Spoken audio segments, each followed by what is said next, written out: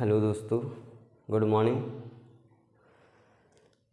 खोल दे पंख मेरे, खोल दे पंख मेरे, कहता है परिंदा। खोल दे पंख मेरे, कहता है परिंदा।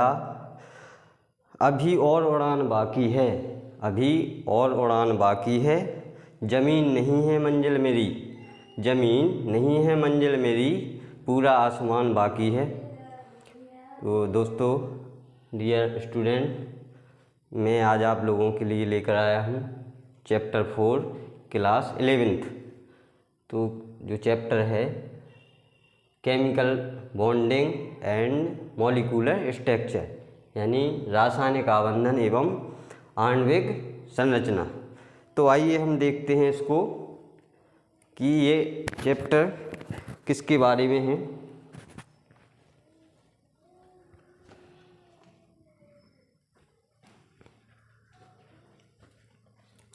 तो सर्वप्रथम हम देखें कि जो रासायनिक बॉन्ड होते हैं, केमिकल बॉन्ड होते हैं, वो आखिर होते क्या है, और कोई भी जो परमाणु है वो दूसरे परमाणु से बंध बनाता क्यों है। तो सबसे पहले इसकी डेफिनेशन देखते हैं कि रासायनिक आबंध क्या है।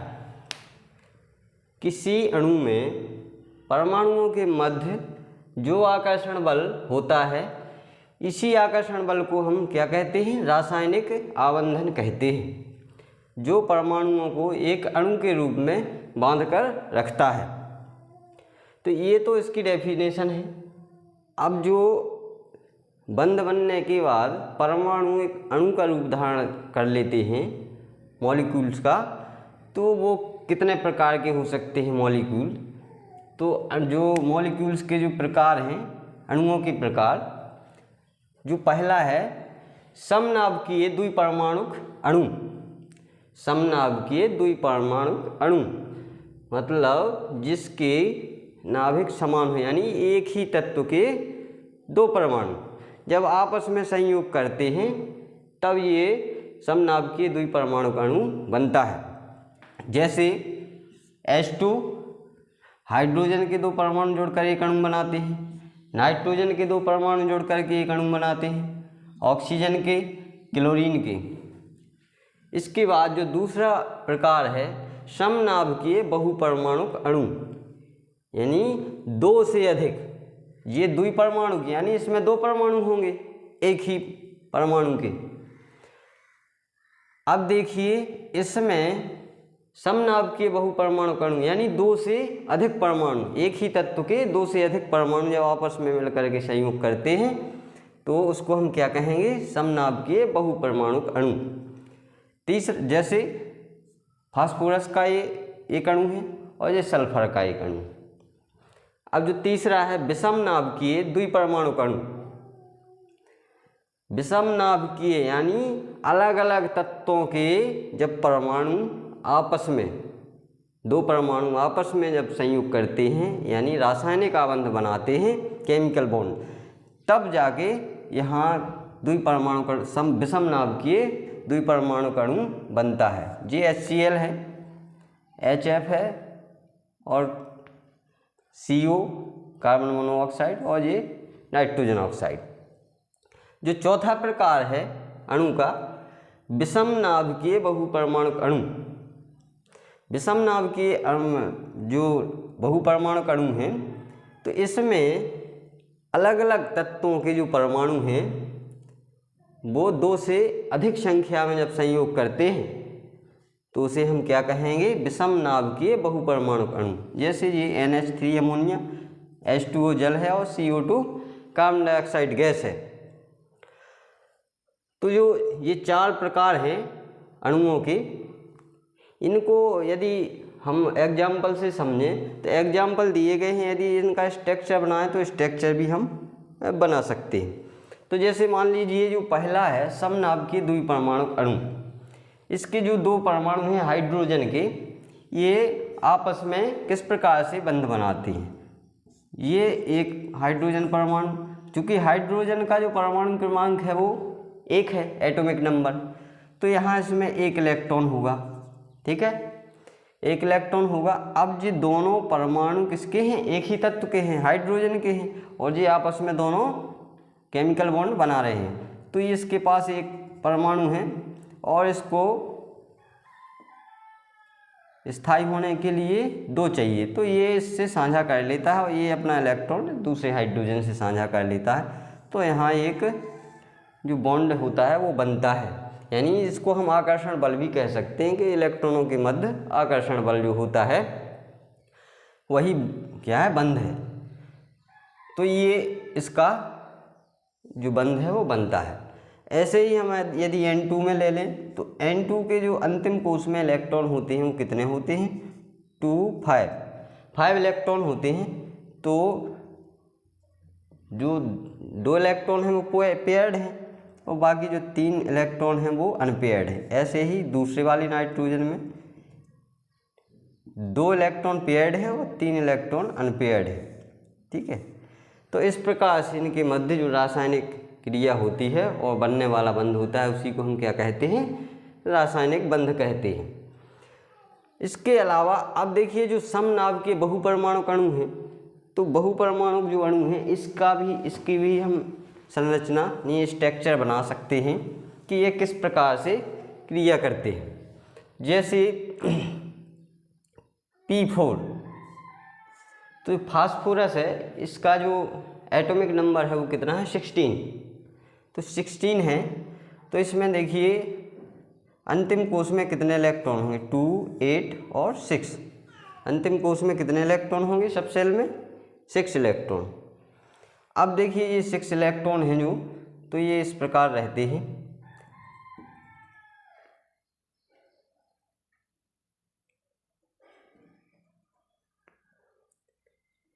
एक 2 3 4 और 5 और ये 6, ठीक है, 6 इलेक्ट्रॉन हो जाते हैं।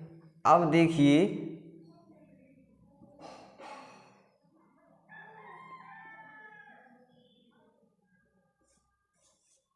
एक फास्फोरस ये हो गया और एक फास्फोरस ये हो गया और एक फास्फोरस ए हो गया। ठीक है, तो ये 2 एक इससे जुड़ेगा, ठीक है, और एक इससे जुड़ेगा और एक इसके साथ साझा होगा। ठीक है, और बाकी ठीक है, ठीक। तो ये इस प्रकार से आपस में एक दूसरे से साझा कर लेते हैं। ठीक है, ये इसकी संरचना हो। इसी प्रकार से सल्फर का अणु है, तो ये भी अपने समान परमाणुओं के साथ अणु का निर्माण करता है। अब देखिए जो चौथा है विषमनाभिकीय बहुपरमाणु, तो ये भी जैसे नाइट्रोजन है, जो नाइट्रोजन में जो अंतिम कोश में इलेक्ट्रॉन होते 2 8 2 5, ठीक है, 2 5 है, तो इसमें नाइट्रोजन है 2 1 2 3, ये अनपेयर्ड है, इसके साथ 3H जुड़े हुए हैं। तो इस प्रकार से NH3 की संरचना है। अब आइए हम आगे चलते हैं। तो इसके लिए हमें सबसे ज़रूरी है कि सर्वप्रथम हम इसका जो इलेक्ट्रॉनिक विन्यास है, परमाणुओं का, तत्वों का इलेक्ट्रॉनिक विन्यास हमें समझना बहुत ज़रूरी है। और दूसरी बात, हमें इसका जो संयोजकता है, वैलेंसी है, उसको समझना भी बहुत ज़रूरी है, तब जाके हम इसको समझ पाते हैं। तो आइए देखिए रासायनिक आबंधन का कौशल।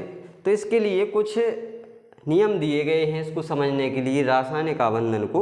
तो उसमें जो पहला नियम है वो क्या है, रासायनिक आबंधन का कौशल लुईस सिद्धांत, या इसको हम अष्टक नियम भी कह सकते हैं। तो इस नियम में यह सिद्धांत 1916 में लुईस तथा कौशल ने दिया था। तो इनके अनुसार विभिन्न तत्वों के परमाणु रासायनिक संयोग इसलिए करते हैं, यानी आपस में बंध इसलिए बनाते हैं ताकि उनका अष्टक पूर्ण हो सके और वे अपने नज़दीकी अक्रिय गैस के समान स्थायित्व प्राप्त कर सकें। यानी कोई भी तत्व जो एक दूसरे परमाणु से संयोग इसलिए करता है ताकि वो स्थायी हो सके और जो अपने नज़दीकी, जो उसके नज़दीकी अक्रिय गैस होगी उसके समान इलेक्ट्रॉनिक विन्यास प्राप्त कर सके, उसके समान स्थायी होना चाहता है। इसलिए एक परमाणु दूसरे परमाणु के साथ केमिकल बॉन्ड बनाता है। अब इसी नियम के अनुसार जैसे हम देखते हैं कि जो पेरियोडिक टेबल में 18 नंबर का जो समूह है, ग्रुप है, उसमें सभी अक्रिय गैसें हैं। तो इसमें जो पहली गैस है वो हीलियम है, दूसरी नियोन है, तीसरी आर्गन है, चौथी क्रिप्टॉन है, पांचवी जीनॉन है और छठवीं रेडॉन है। तो इनमें देखिए इनके जो हम इलेक्ट्रॉनिक विन्यास देखते हैं तो इनके जो सबसेल है उसके अंतिम सबसेल में, अंतिम कोश में कितने इलेक्ट्रॉन होते हैं। तो जो हीलियम है इसमें कितने होंगे, 2 अंतिम कोश में। तो ये इस अंतिम कोश में जो 2 इलेक्ट्रॉन हैं, वो जो पहला सबसेल होता है उसमें भी 2 इलेक्ट्रॉन होते हैं, तो ये स्थायी है, इसका अष्टक पूर्ण हो चुका है। दूसरी जो गैस है नियोन, इसके अंतिम कोश में 8 इलेक्ट्रॉन है, तो इसका भी अष्टक पूर्ण है, ये किसी से क्रिया नहीं करेगा। यानी ये सभी जितनी भी गैसें हैं इनके सभी ये जो अंतिम कोश में इलेक्ट्रॉन हैं वो कितने हैं, 8 हैं। इसलिए ये किसी से क्रिया नहीं करेंगे क्योंकि इनका जो इलेक्ट्रॉनिक विन्यास है वो स्थायी है। ठीक है। अब हम देखते हैं कि जो विभिन्न प्रकार के परमाणु हैं वो एक दूसरे से क्रिया करके बंध बनाते हैं। बंध भी आप जानते हैं कि मुख्य रूप से 3 प्रकार के होती हैं। जो पहला होता है जिसको हम क्या कहते हैं, आयनिक बंध, या उसको विद्युत संयोजी बंध भी कहते हैं। और जो दूसरा है उसको हम कहते हैं सहसंयोजी बंध, कोवैलेंट बॉन्ड। और जो तीसरा है वो है उपसहसंयोजी बंध। ठीक है। तो ये था इनका रासायनिक आबंधन का, कौशल का, जो लुईस का सिद्धांत। अब इसके साथ हमें एक और चीज़ है जिसकी ज़रूरत पड़ेगी। तो इसके लिए हमें सबसे पहले ये उसकी जो संयोजकता है तत्व की, वो हम कैसे ज्ञात करते हैं। तो संयोजकता एक तो हम इलेक्ट्रॉनिक विन्यास के द्वारा कर सकते हैं और दूसरी जो लेविस की जो संरचना है, लेविस डॉट सिंबल, तो उसके द्वारा भी हम शॉर्ट में उसका इलेक्ट्रॉनिक विन्यास करके इस प्रकार से और उसके अंतिम कोश में इलेक्ट्रॉनों की संख्या ज्ञात कर सकते हैं। तो एक तो संयोजी इलेक्ट्रॉन होते हैं और दूसरी संयोजकता होती, बैलेंसी इलेक्ट्रॉन। ठीक है। और तो ये अब देखिए, मान लीजिए हमें किसी तत्व की, जैसे मान लीजिए हमें ऑक्सीजन की जो संयोजकता ज्ञात करनी है, बैलेंसी ज्ञात करनी है, तो उसके लिए हम क्या करते हैं, इसका एटॉमिक नंबर 8 है, तो इसका जब इलेक्ट्रॉनिक विन्यास करेंगे तो 1s2 2s2 और 2p कितना होगा, 4। तो ये पहला वाला जो ऊर्जा स्तर है ये पूर्ण है और दूसरे ये कहलाएगा आपका अंतिम कोश। इसमें कितने इलेक्ट्रॉन हैं, 6 इलेक्ट्रॉन। अब इनको हम 6 इलेक्ट्रॉन को कैसे दर्शाते हैं, तो सबसे पहले 1 2 3 सिंगल इलेक्ट्रॉन को दर्शाएंगे। इसके बाद यदि एक्स्ट्रा बचते हैं तो उसको हम पेयरिंग करेंगे, यानी डबलिंग कर देते हैं। तो 2 ये 5 हो गए और ये 6 हो गए। अब जो 2 हैं ये तो पेयर्ड हो गए, जोड़े में हो चुके। अब 2 जो सिंगल बचे हैं यही क्या कहलाती है, हमारी बैलेंसी कहलाती है, संयोजकता। किसी भी परमाणु के अंतिम कोश में उपस्थित अयुग्मित इलेक्ट्रॉन जो सिंगल इलेक्ट्रॉन होंगे वही क्या है, हमारी संयोजकता है। चूँकि वो जो संयोजी इलेक्ट्रॉन है वो हमारे किसी भी परमाणु के अंतिम कोश में उपस्थित सभी इलेक्ट्रॉन संयोजी इलेक्ट्रॉन कहलाते हैं। ठीक है। तो संयोजी इलेक्ट्रॉन जितने भी इलेक्ट्रॉन होंगे अंतिम कोश में वो सभी कहलाएंगे, लेकिन जो संयोजकता है वो सिर्फ कौन कहलाएंगे, जो अयुग्मित होंगे, जो सिंगल इलेक्ट्रॉन होंगे वो ही उसकी वैलेंसी कहलाएगी। ठीक है। अब देखिए इसको समझने के लिए हमें कुछ जो नियम है उसको समझना बहुत ज़रूरी होता है। ठीक है। तो इसके लिए हमें क्या करना है, जो इसकी रासायनिक आबंधन की जो प्रकार है उसको देखना पड़ता है। जो रासायनिक आबंधन की प्रकार यानी बंध कितने प्रकार के होंगे, तो जो सबसे पहले पहला बंध है उसी के बारे में मैं आपको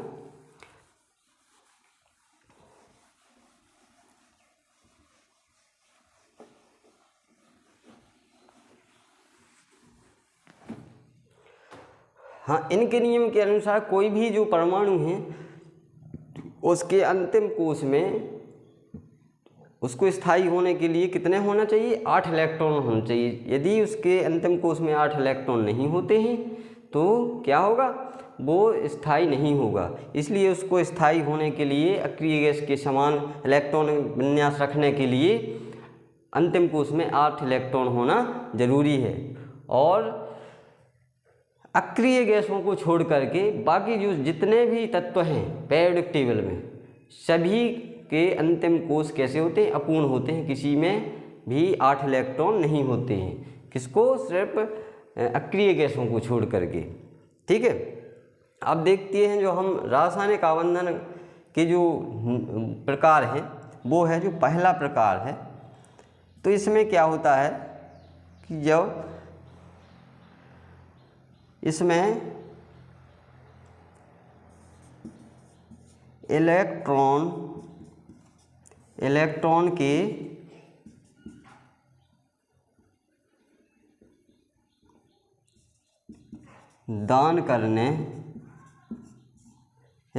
के दान करने से बनने वाला बंध। अब जो पहला प्रकार है रासायनिक आबंधन का, तो इसमें जो पहला प्रकार है इलेक्ट्रॉन के दान करने से बनने वाला बंध है, और इसी को हम क्या कहते हैं, आयनिक बंध। क्या कहते हैं, आयनिक बंध। तो ये इलेक्ट्रॉन के दान करने से कैसे बनता है, इसमें जो धातु परमाणु है वो इलेक्ट्रॉन को दान करता है।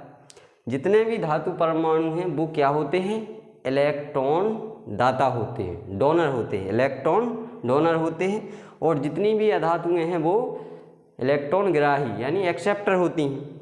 तो हमेशा जब भी इलेक्ट्रॉन दान करेगा तो कौन करेगा, मेटल यानी धातु इलेक्ट्रॉन को दान करेगी, और ग्रहण कौन करेगा, अधातु। अधातु तत्व हमेशा ग्राही होता है। तो यहाँ देखते हैं कि इलेक्ट्रॉन के दान करने से बनने वाला बंध आयनिक बंध कहलाता है, और इसमें जो दान करता है वो दाता कहलाता है, डोनर कहलाता है, और जो ग्रहण करता है वो ग्राही कहलाता है या एक्सेप्टर कहलाता है। तो देखिए, तो इसमें क्या होगा, जैसे हम एग्जाम्पल के तौर पर लें,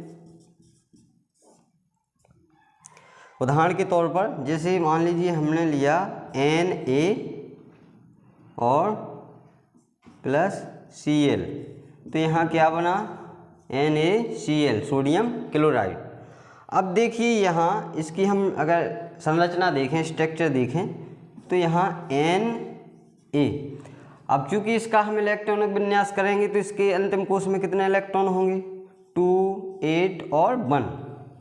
अब इधर देखिए ये भी स्थायी होना चाहता है, तो इसके अंतिम कोश में कितना, 1 इलेक्ट्रॉन है।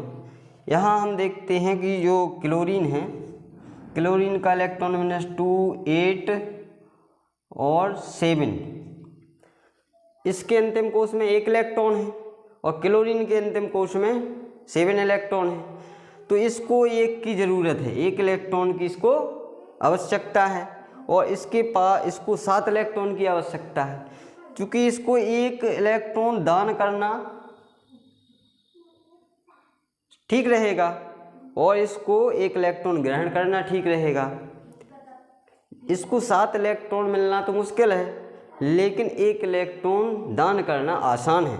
तो जब ये एक इलेक्ट्रॉन दान कर देता है तो इस पर क्या हो जाता है, प्लस चार्ज, यानी एक इलेक्ट्रॉन करेगा तो दान करेगा तो एक प्लस का चार्ज इसके ऊपर आ जाता है और ये आयन बन जाता है।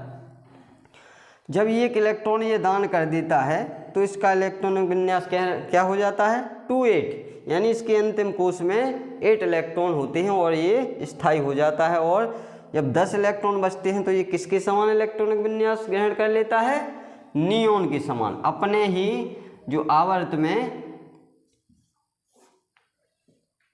इसके जो आवर्त में गैस होती है अक्रिय गैस, उसके समान इसका इलेक्ट्रॉनिक विन्यास हो जाता है। ठीक है, इसी प्रकार से अगर हम बात करें मैग्नीशियम और प्लस ऑक्सीजन की, तो मैग्नीशियम जो है इसका एटॉमिक जो नंबर है वो कितना है, इसको आप लोग ऐड भी कर सकते हैं, कॉपी पर ऐड कर लें। अब देखिए यहाँ जो मैग्नीशियम है, तो मैग्नीशियम का जो एटॉमिक नंबर है वो कितना है, 12 है, 12। तो इसके जो इलेक्ट्रॉनिक विन्यास होगा 2, 8 और 2। इसके अलावा ऑक्सीजन है जो यहाँ क्या बनेगा, MgO, मैग्नीशियम ऑक्साइड। अब यहाँ इसका है 2 और यहाँ हो जाएगा कितना, 6। मैग्नीशियम के अंतिम कोश में 2 इलेक्ट्रॉन हैं, ऑक्सीजन के अंतिम कोश में 6 इलेक्ट्रॉन हैं। तो इसको अष्टक पूर्ण करने के लिए 2 इलेक्ट्रॉनों की आवश्यकता है और इसको अष्टक पूर्ण करने के लिए 6 इलेक्ट्रॉनों की आवश्यकता है। तो इसको 6 इलेक्ट्रॉन मिलना तो मुश्किल है, क्योंकि 6 इलेक्ट्रॉन लेना बड़ी मुसीबत का कार्य है, लेकिन ये आसानी से 2 इलेक्ट्रॉन दे सकता है और स्थायी हो सकता है। ठीक है, क्योंकि एक आपको सिंपल भाषा में समझाएं कि मान लीजिए जैसे 2 लोगों की कोई साझेदारी है और उन्होंने एक कार खरीदी, तो कार खरीदी तो 2 लोग, एक के पास ज़्यादा पैसा है, 5 लाख रुपए की कार खरीदी, एक के पास 4 लाख है और एक के पास 1 लाख रुपए है। जब 1 लाख है जिसके पास, वो यदि उससे कहे 4 लाख वाले से कि आप मुझे 4 लाख रुपए कम पड़ रहे हैं और मुझे गाड़ी खरीदना है 5 लाख रुपए की, तो कम पड़ने का तो उसमें सवाल ही नहीं है, क्योंकि कम तो यदि आपके पास ज़्यादा है, थोड़ा बहुत कम पड़ रहा है, तब सामने वाला आपको दे सकता है। लेकिन चूंकि आपके पास बहुत कम है और आप ज़्यादा मांग रहे हैं, तो वो नहीं देगा, वो ये कहेगा कि मेरे पास ज़्यादा है इसलिए आप 1 लाख रुपए मुझे दे दे। तो ऐसे ही इसमें है कि ये इसको 6 चाहिए, तो 6 इसको कोई देगा नहीं, 6, तो जबकि जिसके पास 6 है ये उसको 2 दे सकता है और साझा करके ये दोनों आपस में बंध बनाते हैं। तो यहाँ देखिए, अब इसको हम डॉट के माध्यम से समझा, तो यहाँ मैग्नीशियम में देखिए 2, इसके 2 इलेक्ट्रॉन हैं इसमें अनपेयर्ड अंतिम कोश में, और जो ऑक्सीजन है इसमें अंतिम कोश में कितने हैं, 6 इलेक्ट्रॉन हैं।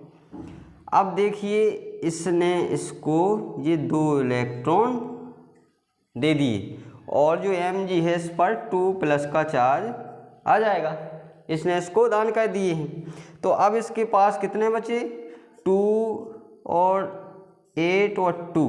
जब जिसने 2 इलेक्ट्रॉन दान कर दिए तो इसके पास 10 इलेक्ट्रॉन बचे और ये किसके समान हो गया, नियॉन के समान इलेक्ट्रॉनिक विन्यास हो गया। अंतिम कोश में 8 इलेक्ट्रॉन शेष रह जाते हैं, इसलिए ये स्थायी हो जाता है। और जो ऑक्सीजन है इसको 2 इलेक्ट्रॉन चाहिए थे, इसको अष्टक पूर्ण करना था, तो इसने 2 इलेक्ट्रॉन ले लिए और क्या हुआ, 2, 2, 4, 2, 6 और 2, 8, ये भी 8 इलेक्ट्रॉन पूरे करके अष्टक पूर्ण करके ये भी स्थायी हो जाता है।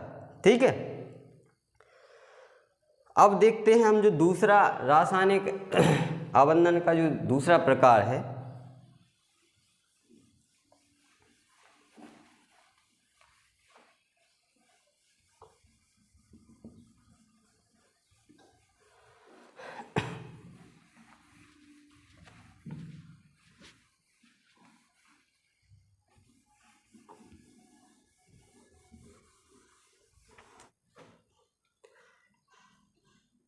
जब किन्हीं दो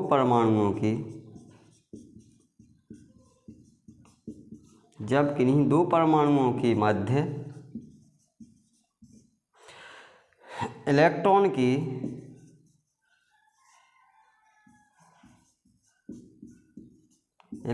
की साझे से बनने वाला बंध क्या कहलाता है? सहसंयोजी बंध।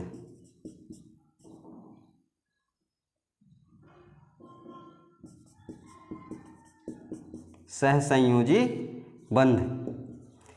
एक तो हो गया पहला कि जो इलेक्ट्रॉन के दान करने से जो बंध बनता है, ठीक है। दूसरा प्रकार है जब दो परमाणुओं के मध्य इलेक्ट्रॉन का साझा होता है, तो इसको हम क्या बोलेंगे? सहसंयोजी बंध। तो ये समय देख, जैसे मान लीजिए वो जो सहसंयोजी बंध है ये किसके मध्य बनता है? अधातु अधातु के मध्य। अधातु और अधातु के मध्य बनता है। चूँकि अधातुएं दोनों ग्राही होती हैं, इसलिए अधातुओं के मध्य ये बंध बनता है, ठीक है। और ये बंध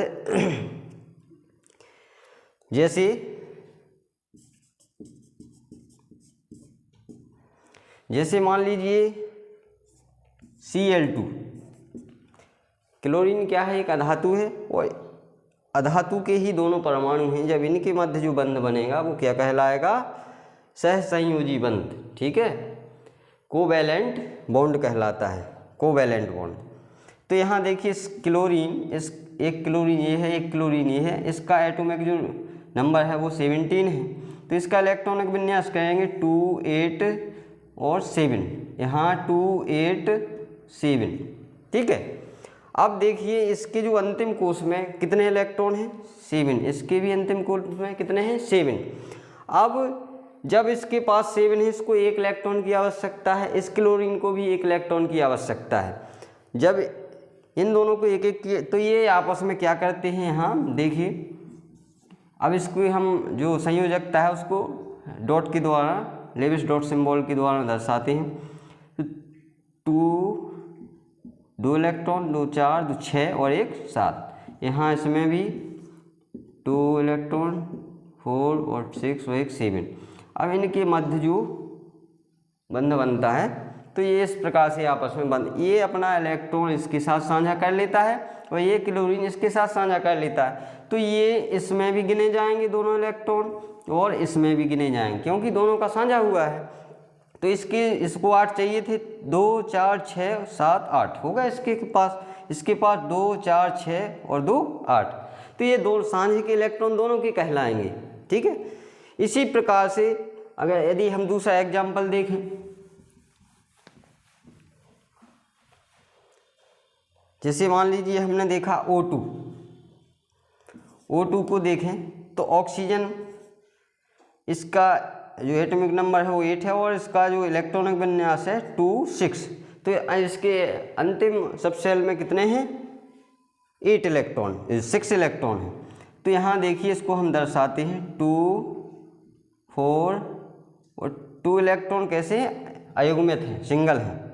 यहाँ इसमें भी 2 पेयर्ड जोड़े होंगे और 2 इलेक्ट्रॉन अनपेयर्ड होंगे। तो ये इस प्रकार से आपस में बंध बना लेते हैं और O2 बन जाता है, ठीक है। तो ये जो सहसंयोजी बंध है, कोवैलेंट बॉन्ड है, ये किसके मध्य बनता है? ये बनता है अधातुओं के मध्य, ठीक है। इसके बाद जो तीसरा इसका रासायनिक आबंध का जो तीसरा प्रकार है वो है कौन सा? जिसको हम कहते हैं उपसहसंयोजी बंध।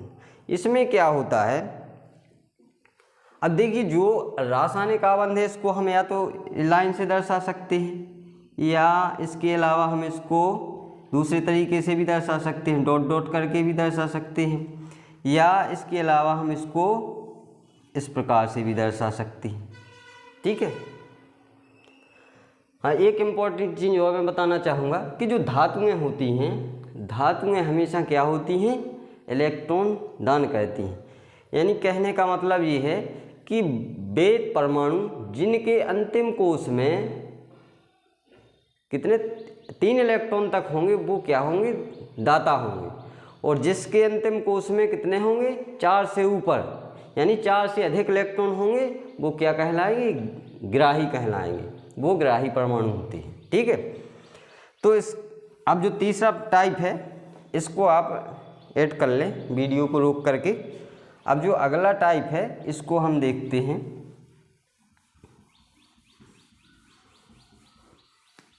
जिसको हम क्या कहेंगे, उपसहसंयोजी बंध। ठीक है, या इसको कहते हैं कोऑर्डिनेट बॉन्ड। ठीक है, कोऑर्डिनेट बॉन्ड। तो ये इस प्रकार का जो बंध है जो किसके मध्य बनता है, 2 परमाणुओं के मध्य बनने वाला, यहाँ देखते हैं 2 परमाणुओं के मध्य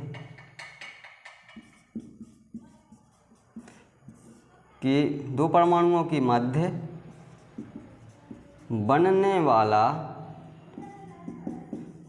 बंध, बनने वाला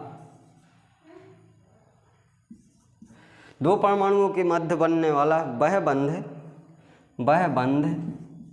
जो 2 परमाणुओं के मध्य बनने वाला वह बंध जो एक ही परमाणु द्वारा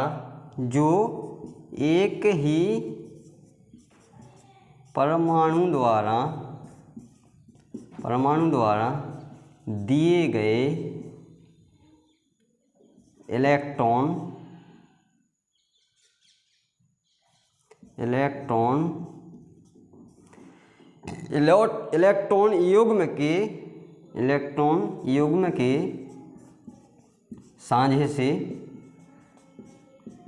इलेक्ट्रॉन युग्म के साझे से बनता है। ठीक है, 2 परमाणुओं के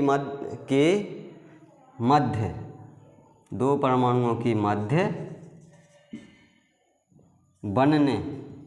बनने वाला वह बंध जो एक ही परमाणु द्वारा दिए गए इलेक्ट्रॉन युग्म के साझे से बनता है।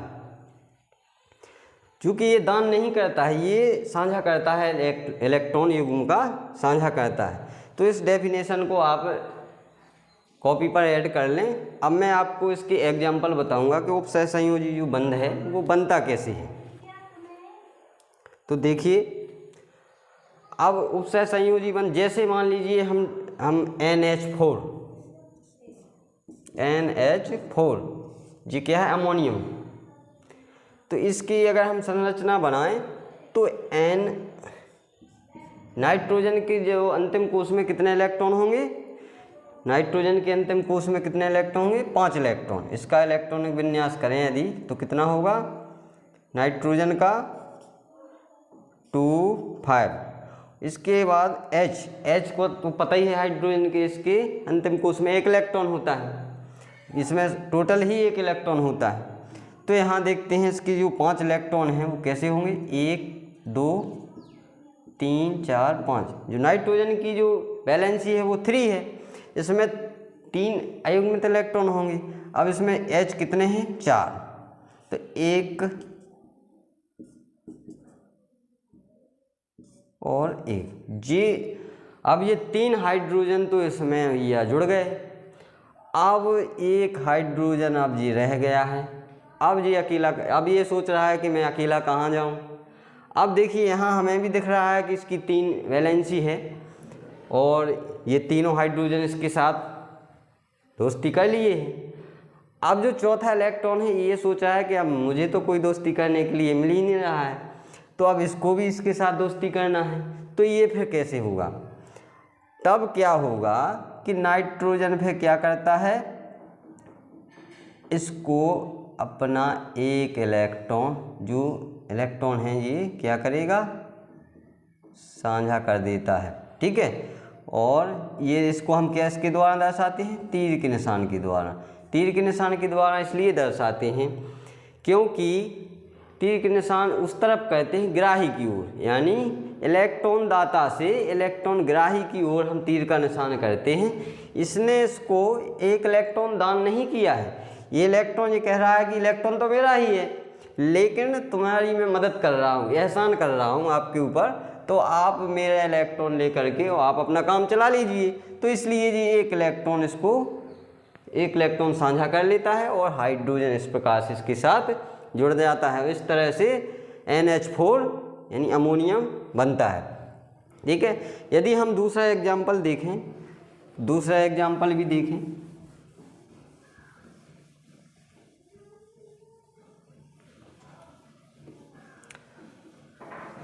दूसरा एग्जाम्पल हम देखते हैं कि